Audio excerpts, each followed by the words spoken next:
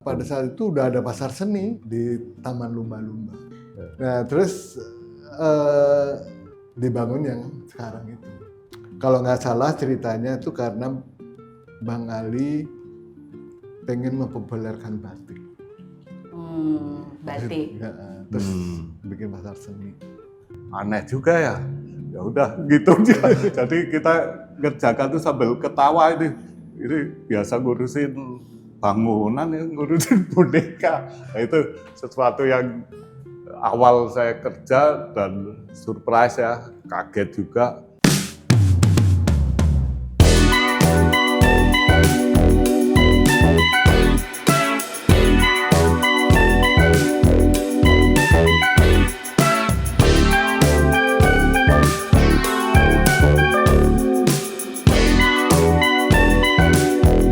Selamat sore Pak Pram, Pak Arif. Senang banget ini aku sore ini bisa semeja 3 cangkir bareng-bareng sama Pak Pram, bareng-bareng sama Pak Arif. Ini kesempatan yang langka banget. Kita udah lama banget ya Pak ya nggak pernah ngumpul-ngumpul ngobrol kayak begini. Udah berapa tahun ya nggak ketemu kita? Apalagi Bapak satu ini.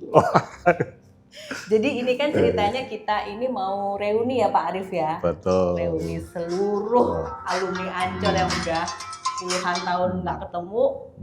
Kita akan ketemu lagi bulan Desember akhir ini. Kebetulan Pak Arif nih ketuanya nih. Nah, jadi dalam kesempatan ini, kesempatan yang langka ini kita berbahagia banget karena kita bisa kedatangan Pak Pram dan Pak Arif. Ini suhunya saya pertama kali saya datang masuk Ancol 1990-an itu saya ketemu sama Pak Pram, bos saya Pak Pram. Jadi kita mau ngobrol-ngobrol nih, pengen dengar ceritanya dari Pak Pram, dari Pak Arif. Gimana sih Ancol zaman dulu yang terkenal kondang sejagat raya itu seperti apa? Kita ngobrol dulu sama Pak Pram ya Pak ya. Kabar Pak. Pak, dulu Bapak di Ancol tahun berapa sih Pak? Tahun 81. 81 berarti aku masih SD. Iya. Aku SMA. Terus, SMA. Dulu masuk Bapak langsung di Enggak. Kebencanaan. Itu sudah kerja 5 tahun. Nggak di Ancol.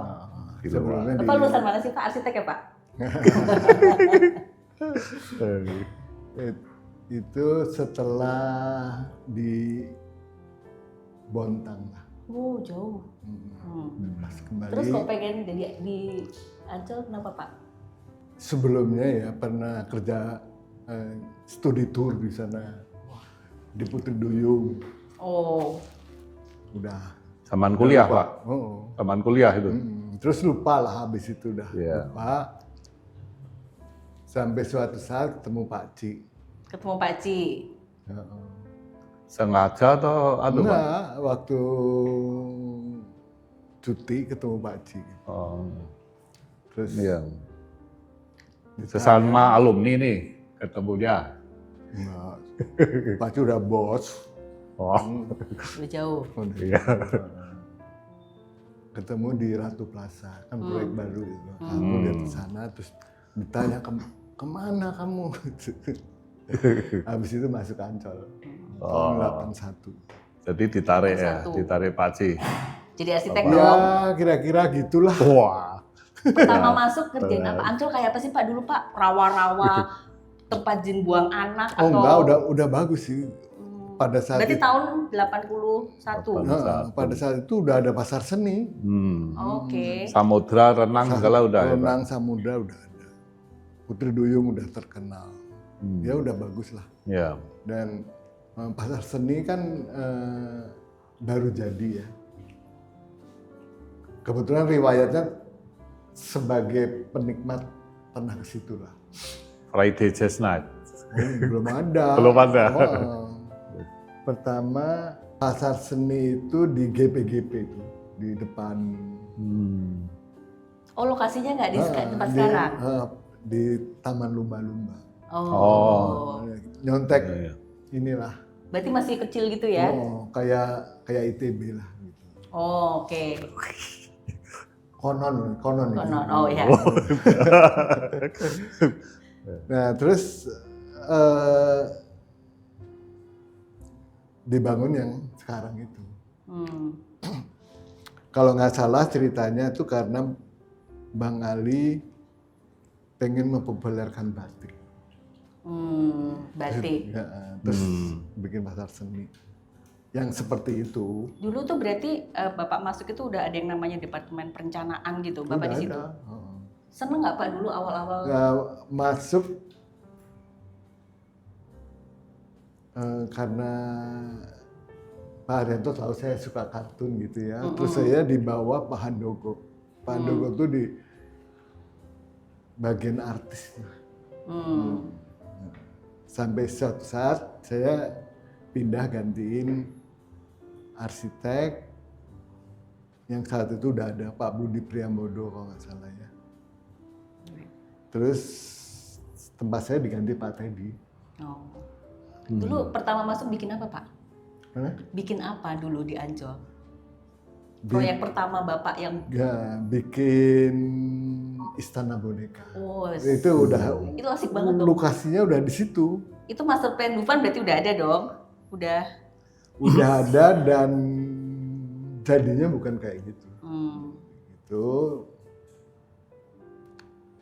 bikin kan, habis itu cerita nyari uang lah, nyari kreditor sampai BNI, akhirnya dapat BNI, dan habis itu marketingnya mau marketing dari luar, adalah konsultan, kalau nggak salah Bill Johnson. Iya. Habis ini melihat rencananya Dufan itu, dia nggak habis pikir gitu ya. Karena Terus kamu ini harus ke Amerika. Nah, Amerika lah ketemu. yang bilang gitu si konsultan ini. Ketemulah Rendel Duel. Rendel Duel. Wow, ini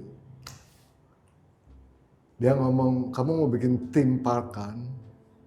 Memang harus ada temanya, theme park itu. Kita nggak pakai tema waktu itu ya.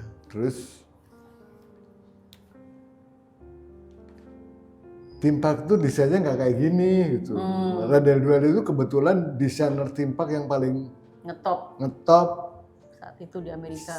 Di Amerika selain Disney World ya, Disneyland ya. Dia Six Flags itu hampir semuanya Rendel Duel. Habis itu pulang, Rendel Duel bikin penawaran. Mahal banget. Penawaran buat masuk ke Dufan. Mahal banget. Sudah Ancol, belum punya dana. Terus ya udah deh, coba disuruh bikin sketch idea aja kayak apa. Aduh, Konseptual. tim sendiri Pak. Bukan sketch. Si Rendel Duelnya itu. Rendel Duel. Jangan Sketch, sampai konsep ya. nggak usah sampai gambar kerja. Udah. Sampai DD. Belum. Enggak, ini sketch Konsep. idea Sketsa aja. Iya. Udah, bikin Rendel Duel kita nggak bisa bikin kan? Iya. Kita juga nggak tahu lah bisa bikin apa enggak. Bikin sketch. Dari usulan kita sampaikan bahwa kita udah punya karakter namanya Dufan, terus dia mengusulkan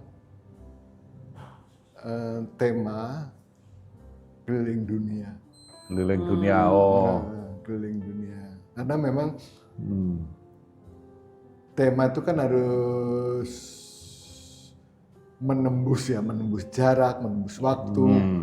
Bisa kita usulin yang tradisional bisa menembus waktu, tapi akhirnya dipilih yang tema keliling dunia. Udahlah, bikin tema Jakarta, tema ini sampai. Itu tim lokal, tim arsitek in-house sudah terlibat ya Pak ya di situ? Itu arsiteknya baru 2. Saya sama Pak Budi Priambodo. Berarti ngerti Dufan itu arsiteknya awalnya cuma 2 Pak ya?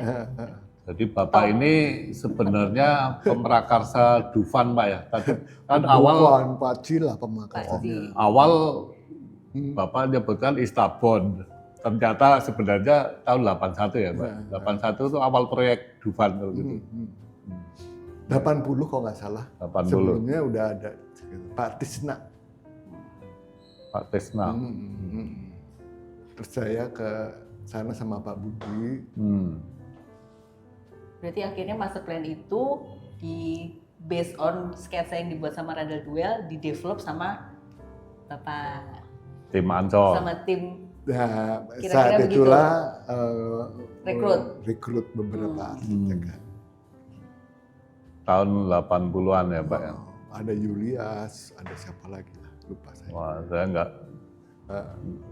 nemu itu. Nggak ketemu ya Pak Arif ya? Iya. Pak Arif datang. Pak Arif, kalau Pak Arif tahun berapa tuh mulai masuk? Saya 92. 92 ini karyanya Pak Jadi, Pram 85 dan ya, Pak ya? teman-teman apa senior-senior 85 kan 85 udah operasi. Pak Arif sekarang ceritanya gimana Pak masuk Ancol? Pak Pram belum selesai. Oh, Pak Arif belum selesai. Loncat-loncat Oh nanti iya, kita. ini lagi anget tadi nih awal bangun Dufan. Udah gitu dari skate itu akhirnya jadilah ya. Iya. Dufan. Itu timnya cukup komplit itu. Ada Edith Darso, ada Kimukti. Oh iya, ya. saat itu ya. Udah punya studio sendiri segala Pak ya. Ada Gunawan, Tony, Yang saya ketemu ya Pak Nur Husin itu masuk tim ya. Pak Nur Husin. Arinta juga ketemu kan Pak Nur Husin. Iya. Kita kan dulu punya band Dufa, jadi semua dikerjain. Oh, betul. Terus dari situlah begitu jadi, Rada dulu kaget, kok bisa gitu. Dari sketsa jadi Nggak kayak gini. tahu. Orang Indonesia tuh jago, cepet belajar, ya kan? Nah, terus abis itu secara manajemen menjadi taman rekreasi keluarga, ya kan? Iya, betul. Pertama di Indonesia, nggak ada tuh sebelumnya kayak begitu kan. Sementara Ancol ada rekreasi dewasa. Aku nggak ngerti, coba jelasin Pak. Apa ini Pak? Rekreasi dewasa ya Pak ya, saya masih anak-anak soalnya. Itu setelah pulang kerja Pak ya, rekreasinya ya. Terus akhirnya suruh nutup dan mulailah Family oriented. oriented. Nah itu dulu Ancol tuh untungnya malam, siangnya rugi, harus dibalik jadi siangnya untung, Malamnya tutup. malamnya Nggak rugi ada nggak lagi. apa-apa gitu Rugi kan. nggak apa-apa. Nah, sekarang begitu di peralihan ini malamnya belum untung, malamnya udah nggak boleh lagi. malamnya rugi, siangnya belum untung. Ngos-ngosan banget tuh Wah, Pak, berdarah-darah ngos-ngosan tuh. itu berdarah-darah tuh. Itu berarti sesuatu yang berani banget Pak ya. Merubah yang jelas sudah Itu zaman dulu untung. tiket masuk Ancol gerbang berapa tuh Pak? Saya nggak tahu, lupa. Harga tiket Dufan dulu kan seingat saya Dufan itu kan 30.000 kok nggak salah. ada ya. paket-paket gitu ya, ada gerbang Oh, aja, Dufan. terus ada kalau paket ini cuma dapat Dufan. mainan ini, dulu kan gitu. Dufan nggak nyampe Pak, mungkin. Saya jadi GM Dufan tuh 2004-2005, tiketnya masih 40.000 sama 60.000 Pak itu. Tahun 2004-2005. Ya betul 80 mungkin. Weekdays itu 40.000, mungkin sekitar 20-25 ya Pak ya. 85 itu. Iya. Ya. Cuma gini, tadi itu saya ngelihat ada policy merubah mungkin terkait sama image ya Pak ya, Ancol itu. Karena saya zaman sekolah itu sering itu, saya sempat ini, awal saya masuk itu teman-teman nanya, "Rip, kamu ngapain kerja di situ?" Bayangannya negatif Tapi tuh sama loh image-nya. Pak, saya juga dulu Sama ya? kalau ditanya ya kerja di mana? Pembangunan Jaya. Wow. Gaya. Nggak berani ngomong Ancol.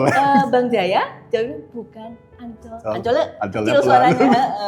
Karena ya itu di Ancol itu ya tadi itu Pak. Tapi kan udah ditutup itu. Betul. Iya. Tapi Image orang yang merubah dikenal itu selama kan ini butuh ya. waktu Iya. Pak. Butuh Iya. waktu dan effort Ah. juga dari manajemen. Yang saya pengen tahu itu Pak, itu keberanian merubah itu siapa itu Pak yang Wah itu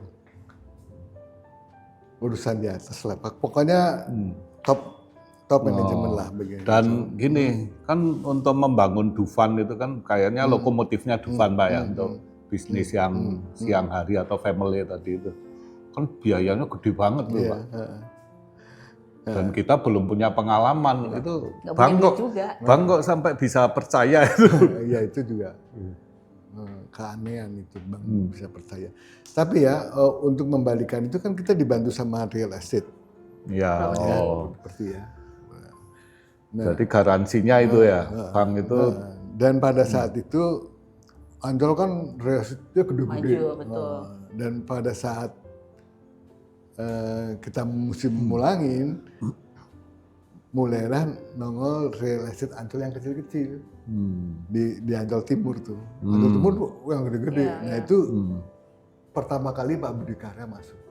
Oh, tahun berapa itu Pak? Tapi masih di sana Di dia. Pembangunan Jaya di mana? Masih di Bintaro. Bintaro. Dia ditugasin sini. Oh, Akhirnya, berarti beliau pernah di Ancol sebelum jadi direksi ya? Dan pada saat itulah Dufan bisa kembaliin sebelum waktunya. Karena Jadi dari properti itu, dari real estate itu, cash-nya dari situ. Untuk pengembalian itu Pak, investasi ya? karena Ancol dulunya kan real estate besar yang pembelinya dikit menjadi kecil. Pasarnya makin tebal ya, tebal. marketnya. Iya. Untuk jelasnya tanya Pak Budi lah itu. Nanti selanjutnya. Iya. Oke. Kita pindah ke Pak Arif dulu ya Pak ya. Gimana Pak? Iya. Apa tentang Pertama apa masuk nih? itu Oh, dulu oke. Bapak ngapain, Iya, di mana, iya. ditaruh di mana, ditempatkan di mana, terus Oke. bikin apa, happy apa enggak gitu. Soalnya saya dulu pertama masuk happy banget Pak. Oh, gitu Anaknya ya. Pak Pram. Oh, satu kantor ya. Kalau saya ya, saya Mungkin bukan anak saya ya, Cucu. tapi Cucu dia saudaranya Andrianto. Andrianto. Itu arsiteknya Putri Duyung lah. Oh, di Ancol juga dulu. Itu Oh. kalau di sekolah saya dia terkenal itu. Itu sahabat Bapak ya? Sahabatnya Ya, Pak Pram. Siapa ya? kenal. Di atas siapa ya? Saya dia tugas akhir, saya masuk. Oh, Dan dia ya sebagai kakak lah itu ya. Genius lah. Oh iya. Tapi sayang sakit. sakit. Iya. Tapi berarti beliau seniornya Bapak di Ancol juga ya sebelum Bapak masuk. Dia udah beliau- nggak ada. Dia tapi masih tinggal di situ. Iya. Jadi Arinta ini ya seperti anu lah, anak asuh lah. Anak asuhnya Pak Pram, ya kan? Iya. Kalau saya ya masuk tadi ternyata hampir mirip-mirip nih. Pak Pram itu sempat melanglang buana sampai Buntang ya Pak ya. Kalau saya itu di Indonesia Timur, lebih jauh lagi Pak. Kalau Pulau Buru itu udah kayak kota, saya di atasnya Pulau Buru. Masih bener-bener, aduh tuh apa. Pulau Buru yang tempat buang tahanan politik itu. Betul, iya. Ini pulau yang saya kerja itu namanya Pulau Mangole. Ya, saya kerja di Barito Pasifik, Pak. Ya, dulu historinya ya, saya bisa masuk Barito Pasifik sebelum kerja di Ancol. Dulu saya pemain bola itu zaman kuliah. Barito Pasifik punya klub Barito Putra. Saya iseng datengin kantor. Masuk, langsung ngadep itu kepala HRD-nya, padahal saya nggak kenal. Bilang ke security, saya pengen udah janjian, udah, padahal kenal aja belum. Masuk, masuk udah diterima. Masuk itu ngelamar jadi karyawan apa jadi pemain bola? Nggak karyawan, Oh, tapi karyawan. ditanya Kirain. ngobrol-ngobrol gini. Lagi ada seleksi ternyata di ruang sebelah. Dia nanya, mohon maaf Pak, saya mau pengen kerja di sini. Oh kebetulan tuh lagi ada tes. Loh memang saya dari Undip, saya Undip Pak, teknik sipil. Sama saya pemain bola. Wah beneran ini nih.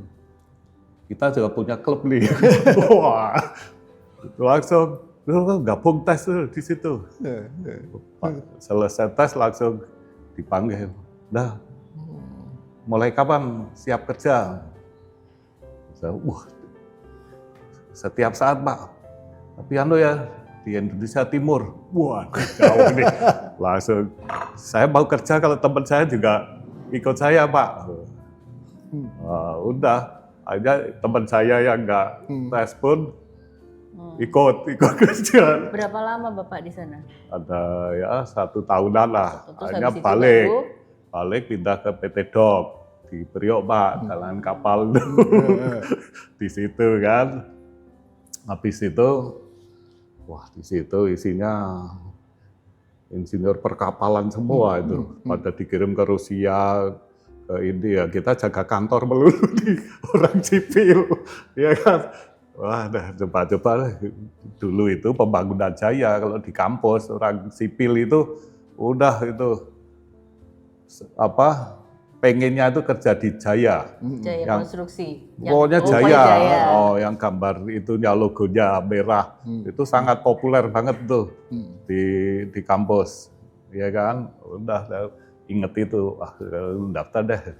Daftarnya ke Pembangunan Jaya, Pak. Itu di koran, wah ada lamaran. Tahu-tahu ke Ancol kan. Di tesnya juga di Ancol.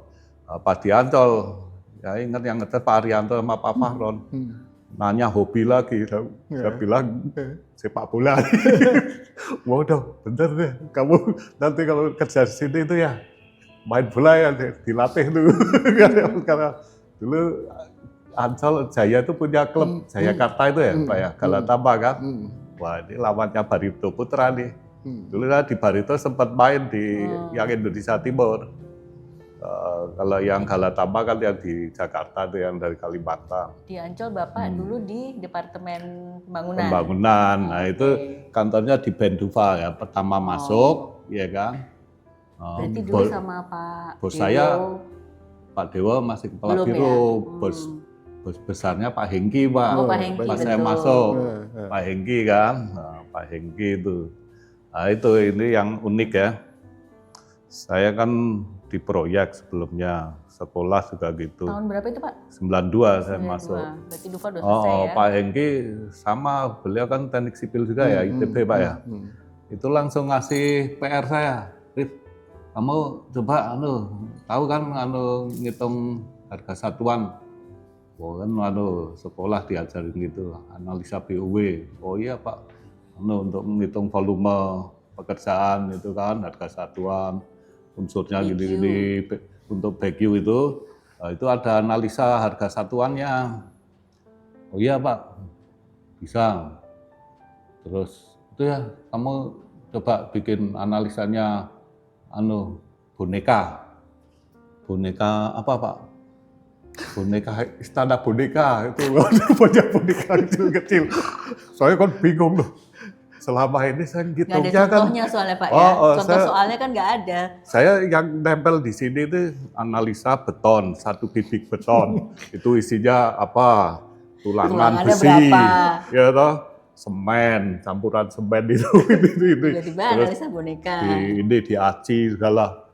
Ini waduh nih boneka apa yang dianalisa nih? Saya sampai bingung tuh. Tanya teman saya yang pindah duluan masuk sama-sama sipil Sarwati kan. Ini aku suruh ngitung gitu sama Pak Hengki ini. Tahu nggak ini cara ngitungnya? Wah, itu boneka ke istana boneka, lihat boneka deh. Oh, saya sampai ketawa itu. Wah, yang dihitung itu baju. kostumnya. Dia tuh ini lateknya. Wah, dalamnya ada motor nih. Terus habis itu Sarwati, ini make up juga nih, ada harganya nih. Oh gitu ya, di gambar. Oh iya, ada rambut. Wah, aneh juga ya. Ya udah gitu. Jadi kita ngerjakan tuh sambil ketawa ini. Ini biasa ngurusin bangunan, ngurusin boneka. Nah, itu sesuatu yang awal saya kerja dan surprise ya, kaget juga. Bayangannya nanti kerjanya ngurusin kaki ini boneka. Nah itu pengalaman pertama tuh, ya kan. Kebetulan pas itu penyelesaian proyek Puri Misteri, ya kan. Kalau nggak salah dibuka 93 ya Pak Pram ya. Jadi saya setahun ikut melanjutkan proyeknya beliau. Awal pengembangan awal Dufan. Dan saya zaman yang lebih enak lah, udah Ancol itu udah benar-benar bisnis siangnya itu lokomotifnya sudah jalan nih, ya kan, tinggal dikembangin, digedein lagi. Makanya Puri Misteri 92, dibuka 93, itu udah tinggal finishing ya Pak Pram ya, yang 92 itu enggak dari nol tuh. Berarti Pak Arief datang itu udah hampir jadi. Iya, udah hampir jadi, tinggal finishing aja. Nah, terus selesai proyek Puri Misteri, Ramasinta. Wah, itu banyak belajar nih, karena project officer sama project manajernya itu petinggi-petinggi Ancol ya, Pak Pram ya. Itu langsung yang pegang, karena proyek besar tuh, Ramasinta. Nah, saya ditugasi kepala bagian anggaran dan QS. Ya, QS tadi itu hasil dari boneka. dari dites sama Pak Hengki ngitung boneka, akhirnya udah kamu jadi kepala bagian QS. berarti lulus tuh. Wah, berarti belajarnya cepat. Oh, ini ada make up, ada ini dan sebagainya. Langsung tuh pegang itu. QS dan anggaran ya. Wah itu udah tuh. Saya baru paham setelah mulai kerja, ternyata yang saya pegang ini jabatan yang sangat mulia. Jadi waduh, itu kalau nggak pegang anggaran itu panas loh Pak. Iya, benar, maksudnya gitu. Ini saya benar-benar dipercaya nih. Dipercaya banget, mungkin karena logo atau apa nggak tahu. Wah, ini tanggung jawabnya gede banget nih. Jadi palang pintu, ya kan? Dan kita yang mengeluarkan SPK. Nah, coba kalau kita itu nggak punya, makanya di Ancol itu core value-nya itu nomor 1 kan integritas ya Pak ya. Itu baru kejujuran, segala itu perilaku itu sangat dominan, mendasari lah. Ya itu tanggung jawab itu memang harus, khususnya saya ya harus saya pegang teguh tuh ya untuk mulai bekerja di Ancol lah. Dan itu terus sampai saya naik jadi level manager lah kalau sekarang ya. Itu masih ngurusin pegang itu sampai departemen juga, itu GM dulu juga tanggung jawabnya pegang itu juga. Ya selain udah mulai masuk ke proyek-proyek juga. Nah, itu yang awal saya masuk ada kepercayaan tersendiri lah. Ya, oke. Jadi itu, mungkin yang pengalaman baru juga saat awal saya masuk, saya kantor di Benduva. Terus semua itu dulu hal-hal yang teknis itu bikin sendiri. Teman-teman, nah itu saya banyak belajar itu dari teman-teman. Itu yang bikin animasi, bikin apa? Iya itu kerja sendiri karena bengkel sendiri. Itu, benar-benar bengkel sampai ke maintenance-nya, operation sama maintenance juga. Itu mungkin gambarannya ya awal-awal saya masuk. Saya ada cerita yang kelupaan. Ya. Jadi waktu Dufan itu akhirnya selesai. Tadi kan dia harus untung. Belum untung lah waktu itu. Terus malamnya udah rugi, ya kan? Udah gak ada income. Teman-teman saya tuh kan membangun tim yang gede dulu. Dikecilin dan dipindah-pindahin. Ada Krakatau Steel, ada Jaya Konstruksi, di Arkonin, ya. Terus Jadi sama holding company dipindahin. Nah itu teman-teman itu sampai sekarang itu masih berteman dan punya satu geng, namanya geng Jimny. Jimny, oh iya. Saya dapat Jimny. Oh, Itu bedanya era kita itu ya. Kalau eranya Pak Pram diangkat dapat kunci mobil tuh, Jimny. Ada grupnya Jimny. Itu era kita beda lagi. dikasih kunci apa Pak? Kunci Inggris. Kerja yang baik, gitu kan. Balik ke Pak Pram ya. Pak Pram waktu itu lulus dari Ancol tahun berapa ya? tahun 99. 99. Itu Ya, Bapak berapa puluh tahun itu berkarir? 2008, Pak. Hah? 2008. 2000. Bapak ke Jakpro. 2008 2008. Bapak? 2008. Iya. 2008. 2008. Terus sepanjang berapa puluh tahun berarti itu Pak Bapak di Ancol? Dari 81 kan? Ya, sampai Berarti 30 berapa tahun itu? ya. Aku nggak bisa hitung. Itu Tapi ini aja. 27. Dari sekian puluh 28 tahun itu apa sih yang paling banget Bapak banggakan hasil karya seorang arsitek Pramono Hadi ini di Ancol tuh apa yang paling Bapak bangga? Banyak sih, pasti banyak. Pasti banyak, tapi yang paling aku sayang banget gitu. Nggak ada. Apa ya? Dufan mungkin ya Pak ya? Iya, yang Rumah jelas. miring lah. Enggak, bukan sekedar istabon, bukan sekedar rumah miring, tapi beliau ini yang Soalnya karyanya Pak Pram ini kan dunia fantasi betul, itu. banyak banget ya Itu Pak. membangun lokomotifnya Ancol sampai hari ini kan Dufan tetap Dan lokomotif. setelah 2008 tadi Pak ya, 2008 Bapak. Saya kenapa apal 2008? Saya murid beliau dan waktu itu Bapak yang ngurusin. saya anak buah beliau langsung. Bapak Iya. terakhir kan direktur rekreasi ya Pak ya. Iya. Saya Tapi setelah pegang 2008 ini Dufan. kan Pak Pram tetap kreatif, tetap berkarya. Itu kemana Pak? Salah satunya ini loh, kita berada di suatu tempat yang asik banget. Asik banget loh, bener mesti sekali-sekali kesini, namanya Rumah Tuan. Dia itu sebetulnya resto ya Pak, resto cafe, bisa buat meeting-meeting, tapi enak banget tempatnya. Gimana nih Pak cerita nih Pak? Setelah selesai dari Ancol sampai terus kemudian bukan cuma di ini loh. melanjutkan. Di Bandung juga kemudian punya iya, beliau. Di Ancol, terus pindah ke Jakpro. 2008 tuh. Gitu, terus masuk pembangunan jaya lagi. Ya. Pak Gatot kesini, saya kesana kan. Ya. Real estate Pak ya. Terus abis itu usaha sendiri lah. keren dong. Entrepreneur.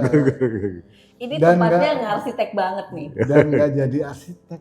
Malah nggak jadi arsitek. Enggak. Tapi kan ini tempatnya yang bikin arsitek. Tapi Baca. apapun sentuhan arsitek tetap kuat banget. Terutama di Bandung. Aku pernah loh ke situ. Bandung pernah kan? Yang di Braga itu. Braga. Bukan di Braga, sebelumnya yang di Jalan Jurang apa? Jalan Jurang. Jalan apa sih daerah situ? Oh, di rumah itu. Itu rumah ya? Rumah. Di Braga. Abis itu Braga, aku pernah itu di Braga. ke sini. Nah, di sini nih setelah bangun sana, di sini nih pengen ini menjadi tempat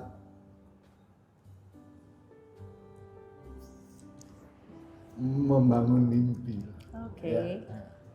Mimpimu mulai dari sini. Dari sini. Diisi sama restoran. Alhamdulillah ini berapa tahun ya udah?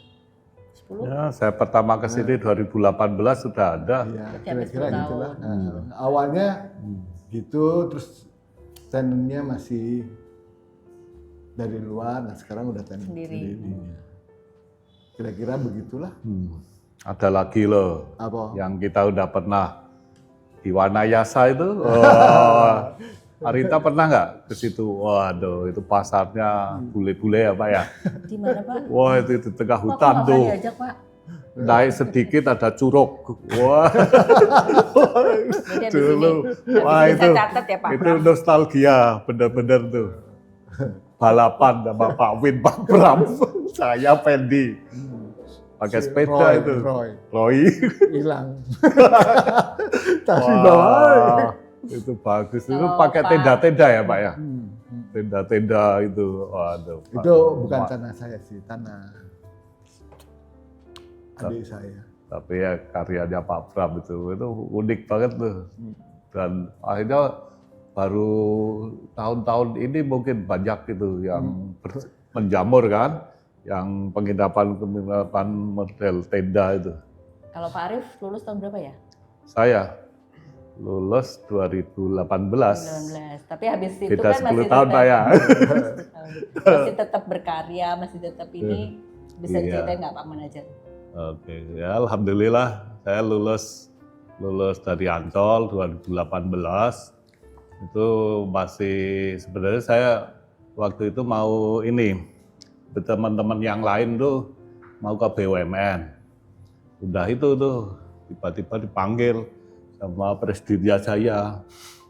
Kamu nggak usah pergi dari Jaya, di sini aja. Kamu waduh dibutuhin. Padahal saya waktu itu tinggal ketemu Pak Menteri itu untuk di penempatan. Terus ya udah. Di Oke sini deh. sampai Jadi umur intinya Akhirnya nggak boleh pergi-pergi sampai hari ini nih masih nih, ya kan? Wah, ya kalau mungkin saya sih udah berbelok karirnya Pak. iya. Jadi saya selesai dari Ancol, kantor saya pindah ke Gedung Jaya. Nah, itu adalah ya kepercayaan bukan hanya saya pribadi, tapi juga Jaya itu mempercayai lulusan-lulusan Ancol. Ya, saya merasa bukan karena saya saja, tapi karena saya dari Ancol, ya, sehingga Iya betul. sehingga diminta untuk mengelola dana pensiun Jaya. Terus berikutnya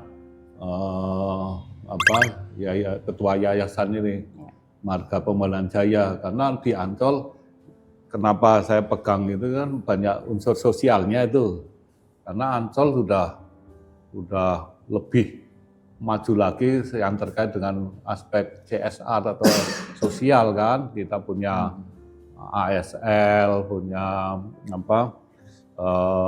bina sekolah rakyat juga. Nah, itu Jaya kelihatannya juga berharap saya bisa ikut memajukan usaha-usaha yang terkait dengan sosial lah, yang Marga Jaya itu masalah pendidikan. Jadi kita beasiswa nggak profit oriented, benar-benar untuk beasiswa yang tidak ada ikatan. Jadi benar-benar kontribusi Jaya untuk anak negeri lah, supaya semua menjadi anak-anak yang maju, yang menjadi generasi penerus bangsa. Ya, terakhir baru berapa bulan ini nih, anget, ya kan masih anget.